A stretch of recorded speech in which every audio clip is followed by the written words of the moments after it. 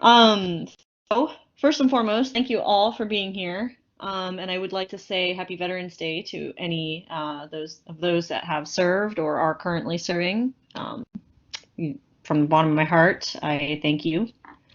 And I would also like to take a moment just to kind of explain my title a little bit. If not anything else, for poor Tommy, who had to wait a painfully long time for a title. So, but so composite creativity comes from kind of a wordplay on the title of my work that we'll be talking about today, and that's Composite Neurology, Lichens, and Mental Illness. Composite is a word meaning made up of parts or elements, and in most cases it's talking about like an organism, or structurally speaking. So oddly enough, my work is very composite because it is very much made of parts. I am very chaotic in most of my life, but especially when I create. My creative process is very messy. And whenever talking about something like as very personal, especially as a artistic process, it's very much like a thumbprint, like a fingerprint. It is very unique. No artist that I've ever really known is necessarily the same. So everything that I'm talking about today is very much my own, and this is my journey through just this specific kind of body work. So I do want to start at the very, very beginning. And sometimes when you start a body of work, you're going to either want to start it based off of an idea, or you're going to set off on some kind of a task or a challenge. And for this, I set off on a challenge. My challenge was this. I challenged myself in graduate school to create something that would communicate mental health issues, that portrayed it as a physical ailment that people suffered with, to attempt to break down the walls of social stigmas.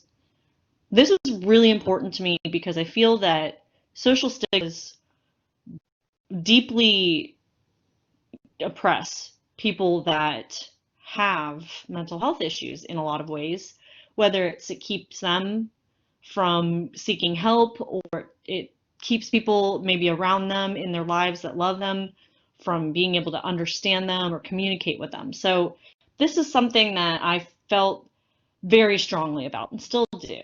And I do want to be really explicitly clear that this is not an awareness thing. I really hate awarenesses. We're aware. We're very aware of it. We don't need awareness. We need education. We need communication, and we need to move forward with it. We need action. So this is a call to action. This is I'm trying to use my artwork in a way to communicate something that's very difficult to communicate in words. So um, basically what I was hoping to do is come up with some way to form some imagery and maybe come up with some wording to kind of back that. And this is what I came up with. So this was Neuro Foliage, my MFA thesis show at Lewis and Clark Studio. Really great little studio. If you're familiar with the Columbia area, Columbia, South Carolina, or I'm sorry, downtown Columbia, just off of UG Street behind One Year Cow Glass. I highly recommend it. That whole little area is really cute. So I had my there, and this is the metaphor that I created. And basically, it compares the chemical reactions that are happening in the trees during the fall and winter to the chemical reactions that happen in a person's brain during a mental health crisis. I use this because we are familiar with and comfortable with the fall and the winter and the trees during the fall and the winter. So I wanted that level of comfort. Also, I used brain scan imaging because that sort of measures medically activity. And we trust medical measurement, and that tends to show something physical or tangible. So I created the two, and I created these very large paintings, and they're 72 by 48 inches tall. Very large, very confrontational.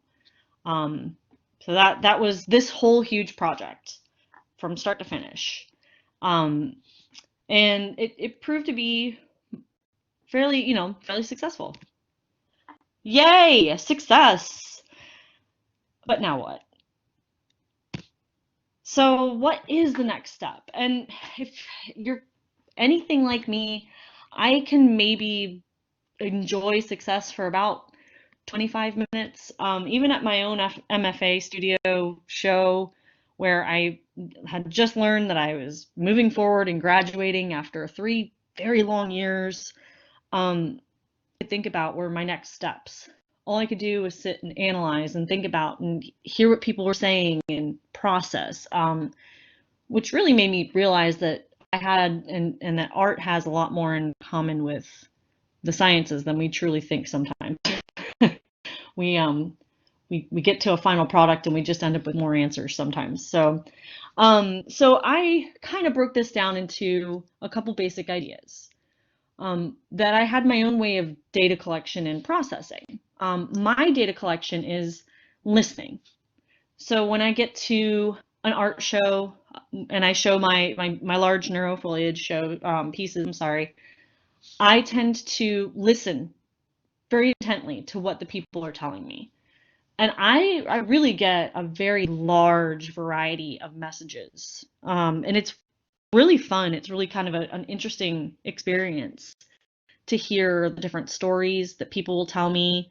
Some people get very deeply personal. Some people will just kind of tell me that they've never thought about it that way. Some people will just kind of be like, huh, that's weird. It looks like a brain. So you get very, very, very different reactions to the work. But I also get a lot of insight as to which colors get which reactions and what is the most effective in creating certain ideas and what really is actually getting my message across the most in a visual sense. So I took to the sketchbooks because truly for me, my thinking medium is drawing as well as watercolor sketching. And I mean, I can't lie, the sketching took probably about 2 years. It was a very long and frustrating process. And there were some sketchbooks that may or may not have been burned in the process. I get frustrated sometimes. But I just took my time and I really kind of thought about those images. I thought of that feedback. The next thing that happened was I just kind of explored some materials and I came up with some new paintings. Well, those paintings actually ended up becoming a whole different body of work themselves. And that you can find in my website, which I'll put in the comments for you all at the end of this. And that's propagation, which is a branch off of this work dealing with mental health and healing. And that deals with succulents and the same kind of grouping as these drawings here. So it's kind of fun when this process sort of births other projects and other things as well. And then there were some shows that happened in between there. One actually had propagation as well. And then with that one propagation show, I actually showed both some of Neuro Foliage and some propagation. And that's where I unlocked a few really big keys that I needed. And that popped me forward. So that's where I started to go into my next really chaotic kind of steps in the process. And that's my feedback. When it comes to ideas with me, I am I'm really not very good at communicating my ideas until I get to a certain point of development. So I have a very small group of people that I am able to communicate with that it's effective in being able to convey those ideas and get really good constructive criticism from. Not just, yeah, that sounds great, go for it, which is great. That's always fun. But sometimes you need to hear that, Jen, I don't really think that's going to work. You might want to rethink that idea. So I have some really great, like I said, very small circle of people that kind of speak my language. And my poor dear husband is actually one of those people, probably much to his dismay. He knows my chaos better than anyone else, so he kind of gets the worst of it. So I usually kind of tend to have little crash sessions with them every once in a while, and it is a give and take. There are times when they're in their creative moments, and I can give them feedback. So it's kind of it's a great community to be a part of.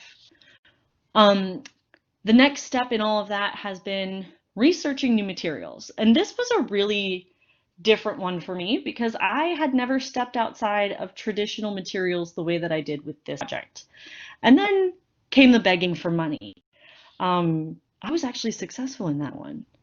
Don't ask me how. I really don't know how it happened. It just did. So I was really excited about that. But begin artistic process. I think I have a question and I'm not sure. If you have a question, just go ahead and shout it out.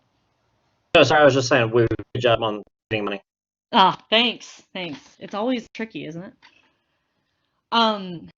So let's talk a little bit about where I ended up like with this idea. So the inspiration behind this project came while I was driving, actually, during a lot of really heavy rain in South Carolina. Actually, it was January of 2019. I can still tell you because, oh my gosh, we had a lot of rain that year. I don't know if you guys remember that. I sure do. I felt like that's all I drove through was rain for weeks and weeks. And I know the trees were feeling it too. And I kept seeing these little lichens. Not little, they were huge. They were all over. And it was almost kind of menacing how they just were latched to these trees. My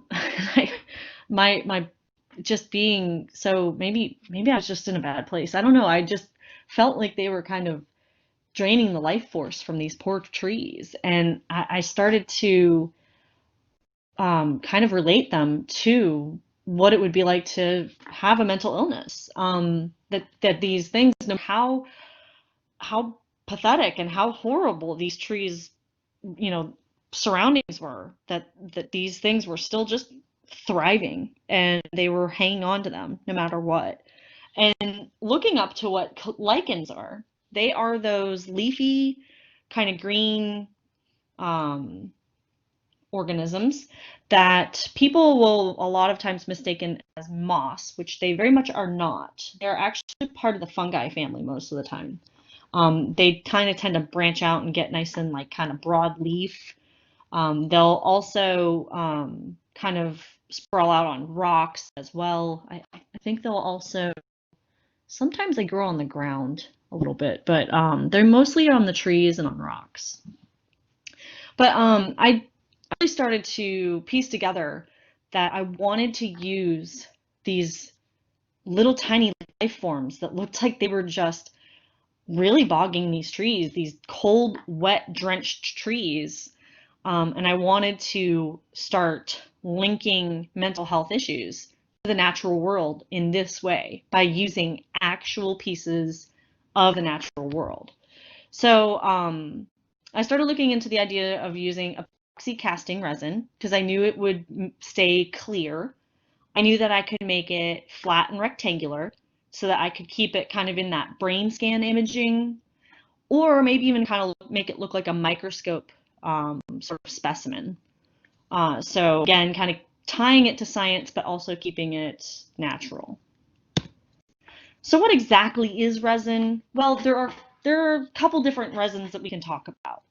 There's that sort of natural and synthetic resin that you hear about. So like amber encasings, that's natural resin that you find, and that's typically sourced from some kind of tree sap. It's been around for thousands of years. Jewelry, art, paint, actually a lot of oil mediums are used out of it. If you've ever done any oil paintings and you've used balsams, that is literally a tree resin. Mummification used resin, believe it or not. Hence my snarky little comment about the Egyptians and asking their mummies. There were parts of this that I was like very late at night and very sleep deprived, so I apologize for the bad jokes, y'all. The epoxy resin, which is what I used, is a product you take two chemicals. So in this case, it would be a hardener and then the epoxy resin itself, and you would mix it in equal parts, and you would come up with your resin base. A lot of these are used mostly for like surfacing. It's really expensive, so you don't usually use it in large amounts unless you're like resurfacing a boat or something to that effect. A very popular use of it right now are those river tables that you'll see people doing on social media and all that right now, which are really fascinating to watch. But you can put color, like dyes and stuff in it, and you can tint it. So honestly, a very fascinating and very fun medium to work with. So material to work with. It's really fun. So I chose to, after doing a lot of different research as to what kind of casting resin, and there are different types of art resins, but some of them are really just meant for very small work. These two seemed to boast that they could be used for larger scale work. So I decided to put them to the test. So Art and Glow versus Naked Fusion.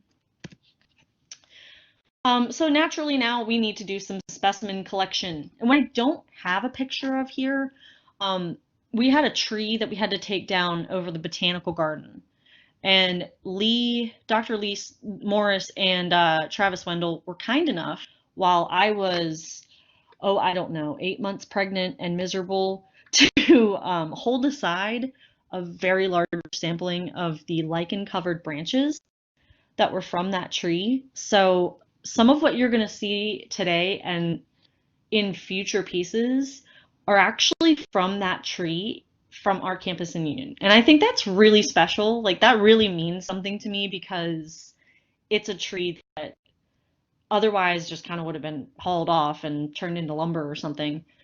But also it was a part of our, so I love that. I love that this Union tree, part of our campus, is now part of this artwork. So but I also very much believe in trying to get these specimens as naturally as possible.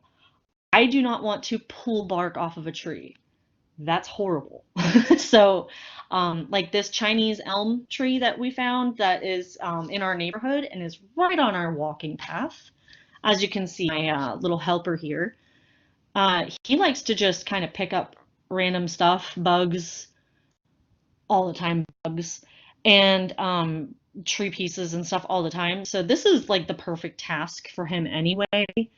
And he totally gets into it. So he has found some really fun stuff. And we have a bucket.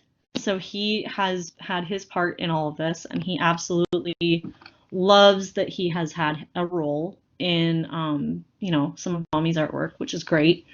So having been able to incorporate some pieces that I really hadn't even thought of before, such as like the spiky seed pods from magnolia trees. So which works really, really well in the visual.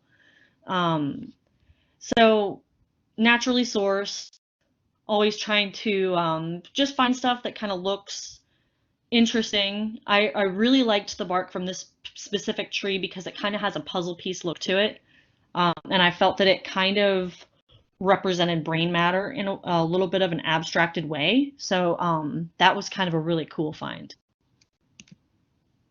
And this is the set that I would like to just go ahead and give to Miss Susan Jett in HR and tell you that I did every safety precaution imaginable during this entire process. The studio manager on the right, he got a little bit mad at me sometimes and refused to wear safety safety gear and was kicked out of the studio for it. I will tell you, he had to go back in the house because he would not keep his goggles on. He was very bad. But and yes, he is very much my studio manager. But yes, please stay safe and always wear your safety gear when you are working with resin. And you will see why. It is so important to always wear something like a chemical respirator when you are working with epoxy resin. These are some of the materials and tools that I have worked with. There were a few trial and errors when it came to my pieces, that like the natural organic pieces. I tried spraying some of them with like a acrylic lacquer, and then I found that that wasn't necessary. It actually kind of hindered the coloration of the lichens, and I did not. I didn't like the way that it overall, all of the pieces actually, not just the lichens, the bark too. So I just decided that it was a step that was extra, didn't need to happen. So I moved on from all of that. But as you'll see here, I have my Art and Glow, the resin and the hardener, my mixing cup off to the side here that you can't see, the stir stick, and my gloves. I'm wearing my safety gear. I have my heat gun to get bubbles out, and my lichens, my lichen branches, as well as my mold. And these, I have to also say, these molds were made out of melamine, which is kind of like a acrylic, I believe it's acrylic, covered wood. And my amazing husband spent hours out in the garage making those for me. So kudos to literally the world's best husband. Don't know what I would do without him.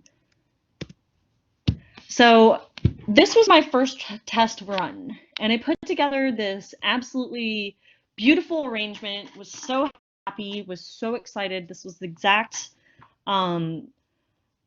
sort of visual I had in my mind, the beautiful lichens on this branch. It started to bubble a little, which, you know, was fine. I expected that because resin does tend to bubble. You know, there's some air that releases, and that's what the heat gun is for.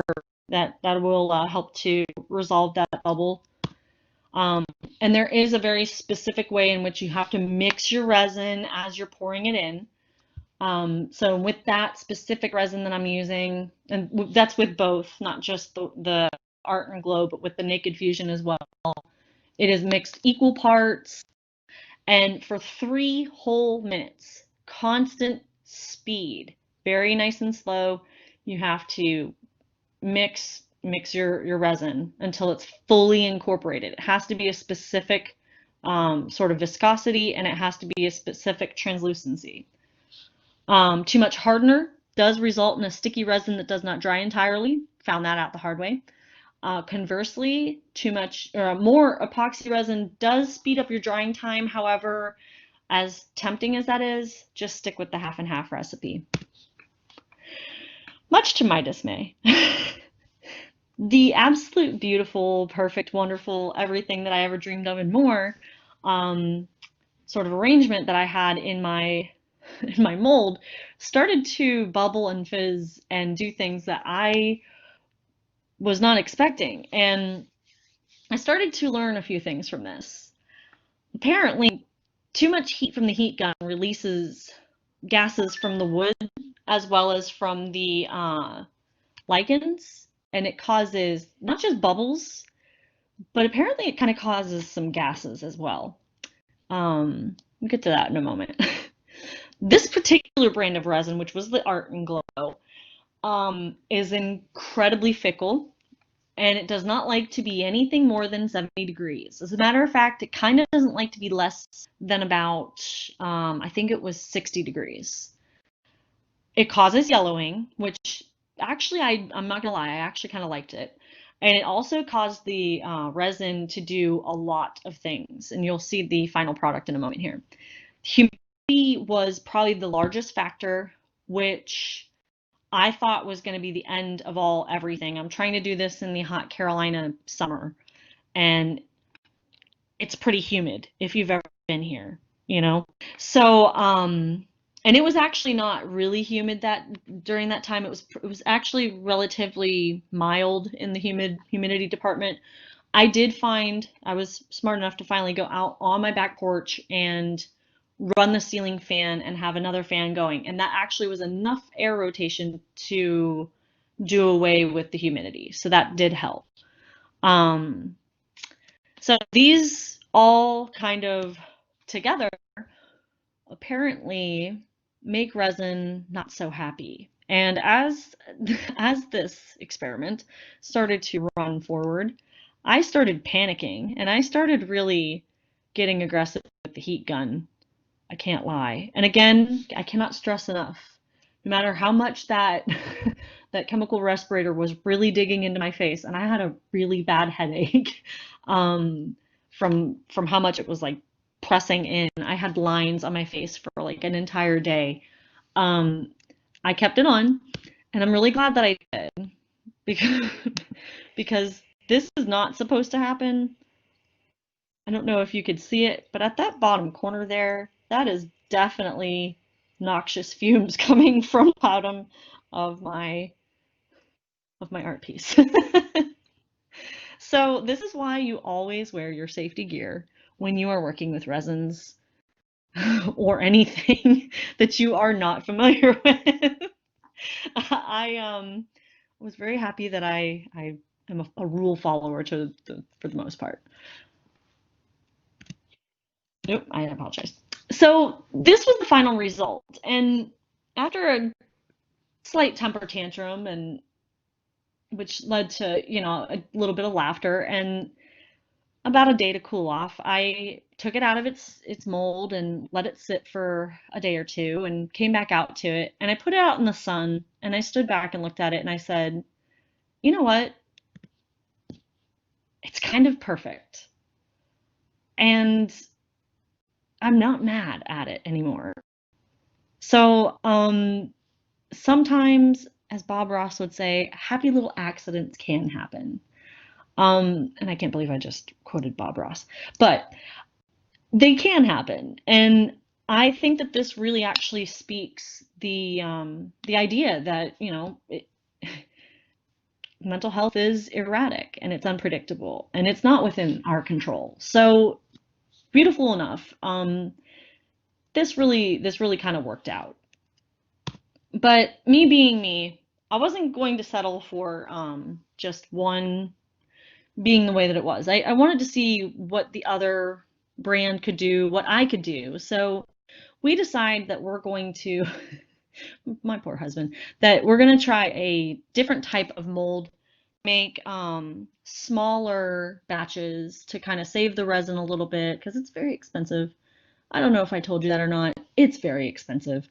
So we make these smaller molds to just kind of make like these sort of half strips, if you will. And the impatient artist that I am, I just decide I'm going to do a multiple pour that day because that's what that means. And but I also had more of the art and glow because at this point now I am convinced after a second attempt, as you can see in the other side of the sort of skinnier one, that there is a second sort of failed attempt, or not failed so much, but just strange attempt. I'm kind of wondering if it's now the Art and Glow brand. So I'm wanting to try the Naked Fusion. So I tried it in two different molds, and of course I go into it kind of wanting it to misbehave, expecting it to misbehave. And not only were the results absolutely pristine and crystal clear, and actually honestly kind of beautiful. I really honestly, out of this weird test piece that wasn't meant to anything, got my absolute favorite piece out of it. That's the one on the left, that I called Dichotomy. So it kind of fun how again just a little experiment turned into an actual piece. And then just as the process has rolled on, I've really kind of just been having fun. I've been testing out certain ideas, certain theories, um, I try to take as many pictures and as many videos as possible, but I'm not very good at holding the camera and, actually trying to video at the same time, as you're about to find out. I thought it'd be kind of interesting for you to see a pour, because I have to actually pour it a certain way so that it doesn't move around too much, because it inevitably will move. I'm sorry, the cicadas are like insane around my house. As you can see, all the pieces are moving, but if I can kind of even still control a little bit of where their movement is, it's a little bit easier to put them back into place. And then once that layer will dry, I will place a few more pieces on to get another kind of multi-dimensional sort of layering in there, and then I will pour more resin on there and get it to the thickness that I desire. And I'm sorry, before I play this, it is loud, so I do apologize. Actually, let me see if I can turn it down because it's super loud. This is the heat gun, and the heat gun is, the purpose for the heat gun is to take out the bubbles as the resin reacts, and of course it's going to react more because, again, natural elements here. So there are going to be gases trapped inside the wood and inside the lichens, so that's going to happen anyway. Plus resin, just from stirring, has the bubbles in it, so that also moves your pieces around as well. So there are a couple of elements of frustration in putting these together, as you can see. Again, not the best with the camera, and I do apologize. Oh my, there we go. So what I'm to the conclusion of with this project, while I have really loved putting this all together, I have started to go a little bit bigger with the molds, and I probably will do quite a few that are in this format, because I do like the idea of the rectangular pieces, but I don't like, because like with this piece specifically here, I tried to force and manipulate the actual resin, and it's gonna do what it wants to do, which I think is good, but it is frustrating to me. But I also think that that's probably best, because it is a little less authentic for me to just, control it entirely. I think it loses a little bit of its authenticity in that way. So I'm reapproaching my process slightly, and I'm coming up with a few creative ideas, which again are in that preliminary sort of process. And that one that I was trying to manipulate and trying to get those big, gorgeous bubbles and those reactions out of again, that's when I really solidified that, like, you have to have that humidity. And instead, instead of getting like the really big bubbled reactions, I just got some bubbles. It still created a fascinating piece of work, but just not quite where I wanted it to be. So some other pieces that came out of that other pour that you saw. I'm sorry, I take that back. This is the start of the actual body of work that I have created. This is Composite Neurology, Lichens and Mental Illness.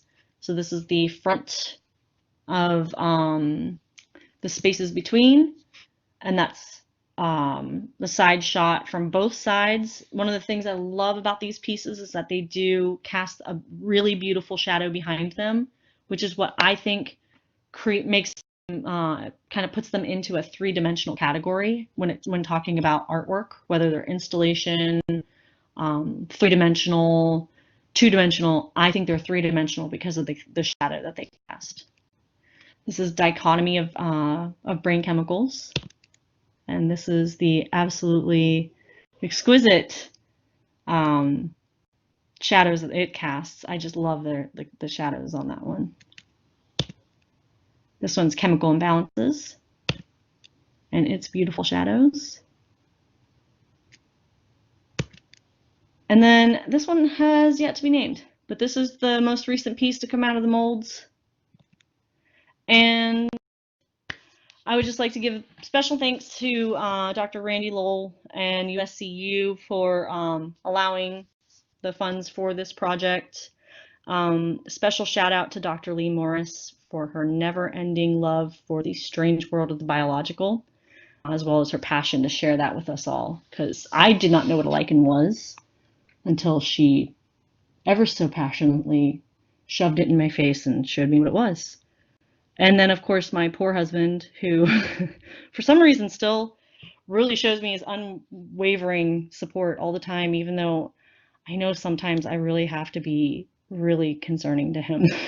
So, yeah, that's what I have. Thank you for being a part and for listening. And I'm gonna stop sharing this hot mess of a screen somehow. How does this happen? Better? Yeah. Oh yeah. Are you taking comments or questions or? Yes, yes. Well, this is Tekla, and I just really, this is pretty amazing. I just wrote down a couple of things. One of them is that, yeah, the co-creation with the materials, I really like that. I used to work with clay, and I had a feeling that, I was kind of just like, it was being revealed to me what was in there, sort of. I kind of felt like you were saying that, like, yeah, like, it had a life of its own. You were still trying to do what your vision was at the same time. Pretty cool. And then the other, there's two more. The other thing is the idea that of the healing sort of equated with succulence and lack, the solution to lack being fullness. All these metaphors, the sucking of the life, it's fascinating. And I guess that gets to my sort of, I just am wondering, are you working with like a wider group of artists? Like I could see a poet and you working together, the poet putting, like a little verse with it, and the show, it being something that represents, I don't know, or benefits, there's like the self-help, I don't know the name of it, mental health self-help foundation, where, I don't know, there's just something big. It seems like it's part of something big, very, very big in terms of advocacy. I absolutely would. I'm not, but I absolutely would. I'm up for that.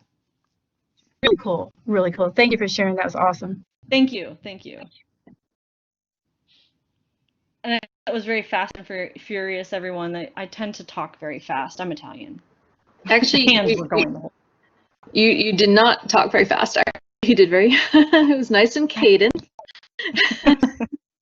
I do want to comment that I absolutely, and you know this, I absolutely love your title because. Did you help me come up with it? Well, it's a composite. The whole structure is a composite itself of immersed materials, but it's also of lichens, which are composite organisms, because it's not just one species. There are many species living together. Correct. There's a whole lot of metaphor and analogy. Okay, I'm losing my which words go to which, but it's true. And I call myself out a little bit in saying that, like, I tend to over-explain my work. I really kind of don't. I leave a lot there, work-wise, title-wise, everything, that if you want to, if you look, there's plenty there still for you to look at that is very much up for your interpretation still, and I hope that people still feel that they can do that when they look at it. I think that's left to be seen. We'll see if that's propagation. I feel like there's a little bit of a, like, it's pretty work, and if it's something that's painted and pretty, it kind of tends to stop there sometimes. So you're thinking that work was less interpretation. I think it just was more. It was just more direct, which was fine. Which I was fine with. I'm okay with. One other weird question. You said it was melamine that the wood is covered with? Yes. Did that allow for just like immediate release, or did you have to use like a silicone releaser? In theory. Because I looked at your frames going, they don't look like they come apart. So how did she get that out there? They unscrew. They do unscrew. And in theory, they pop right out. Yeah. Yeah. I know enough about resin to know that's not necessarily how it goes. Let me just say, there's a lot of words that come out of my mouth that are inappropriate during that time. Sometimes they pop right out though. So I think it's just the resin. Gotcha. And kudos for safety first. I try. I very much probably would have been on the floor with the one that just randomly started puffing. I don't know. Yeah, those fumes can be quite intense. So Yeah. respirators are good, Yes. even if you look like a chemistry student for the rest of the day. Yeah. Well, what was really funny is that my husband was reading this, and he's actually very much like the first one to be like, no, like you absolutely have to have this safety measure, blah, blah. And he was like, oh, actually, you don't need the chemical respirator for this because it has da da da. And I was like, I'm still gonna wear it. And then Yeah. afterward, I showed him the video. It was like, yeah, I'm glad you were wearing that. So, yeah, these are the interesting things. So. Well, thank you, everyone. Are there any other questions, comments, concerns? Yeah, I just wanted to know, how do you, you say it's like 3D experience, for example, especially with the shadows. If you had to like show this in like at Union, for example, what would you, I guess, how would you mount like the presentation? I mean, would you put it in a frame? Would you then kind of shine lights on different ways, or? So presentation has kind of been interesting because we have these really tiny LEDs, like this like tiny LED strip lighting it's so small you actually kind of can't see it. And we've put that around there, and if you can get the right, we haven't figured out what the correct lighting is, whether it's like bright white or a little bit blue or something to that effect to go around it to bounce around the inside. That really illuminates it. You just can't capture it on photo because light does weird things with photos. But in person, it's stunning. So I think that lighting it around the edges, or even around just like some of the edging, would really make it stand out even more. I would be afraid of it taking away from that beautiful shadow that it casts, but also it would be pedestal bound more so than anything.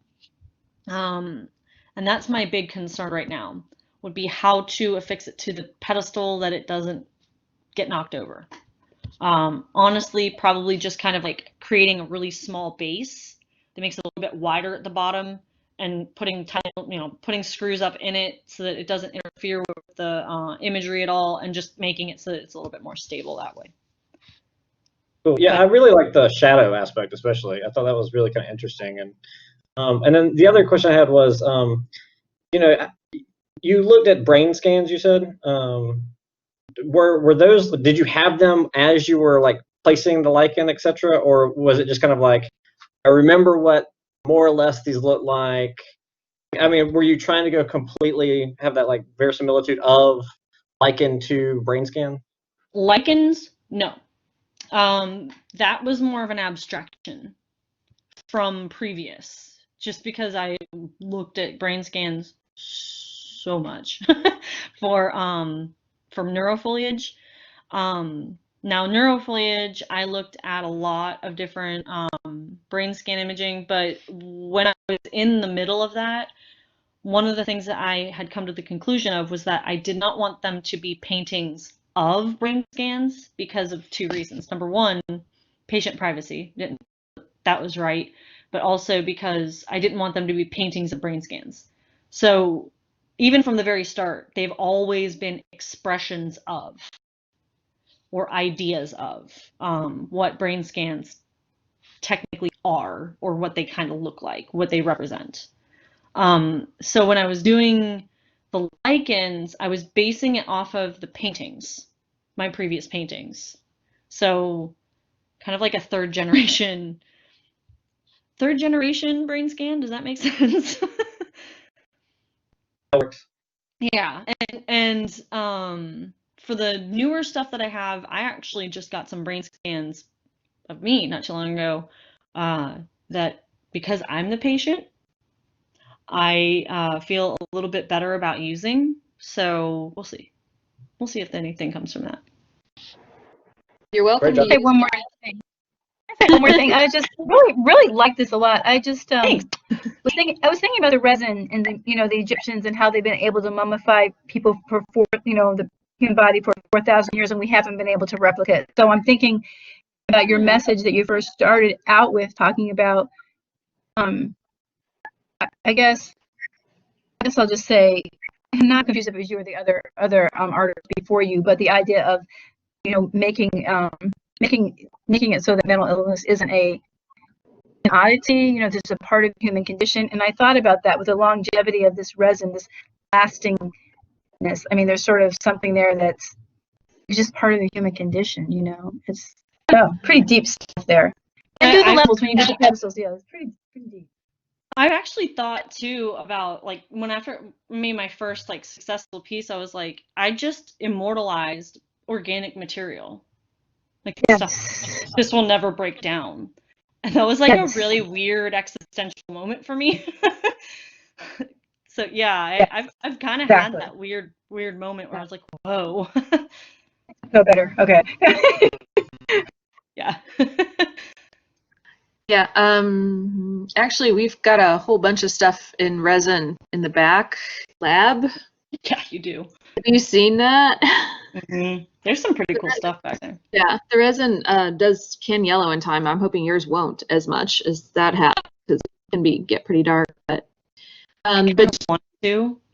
Well, okay. I always welcome that process because that fascinates me. So yeah. Well, what I was thinking about those, and see, when they do it, since they're manufactured as such, they're very, very clean corners. And I think what really also gives yours kind of some peel are the rough edges. That it's not completely, they're wavy edges opposed to completely flat. They haven't sanded down, or you know what I mean. Right. Look and fit in a particular, like, it's fit in a box. So it's a lot more organic, and I really like that. So I've been on the fence about whether I should like completely sand them. Dichotomy, the one with the two together, that one's not going to get touched. I think that one needs to be the way that it is. There are a few of them I think that I'm going to like kind of perfect a little bit more, get a few of the ridges out or something, but the majority of them, like that very first one, chemical imbalance, that's staying like it is. It's brilliant. I think the shadows, that the roughness on the edges and stuff, I think also help plays a role in with those shadows. So correct. One last quick question: have you put a UV light on it? Have I put what? UV light. Did we put UV on that? I can't remember. We have. Resin will, because some resins are UV cured, but some of them will also glow. But some, not all, but some lichens will also glow. I don't think we have. All right, I'll find one. Oh, okay. Sounds like a task. Anyone else? Awesome. Thanks, guys.